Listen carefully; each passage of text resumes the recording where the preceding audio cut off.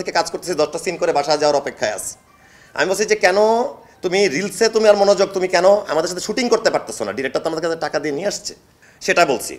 এবং আমি এটাও বলছি, I don't want to see your face, I don't want to আমি বলিনি আই ওয়ান্ট, আমি বলেছি I don't want to see your face, I don't want to, I want work. আমি কাজ করতে আসছি, আমার সাথে অ্যাক্টিং করে তুমি বাসায় যাবা, আমি আমার বাড়ি যাব, আমরা কেউ এখানে 24 ঘন্টা থাকি না।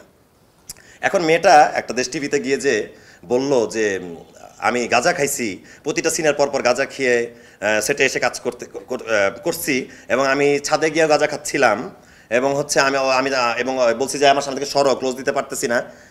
ভাই অনেকগুলো মিথ্যা কথা এখানে আসলে আছে। আমি গাঁজা হোল্ডেতে খাই নাই। সবচেয়ে মজার ব্যাপার, দোলন চাপা সেটে প্রতিটা ফ্লোরে সিসিটিভি আছে, প্রতিটা রুমে।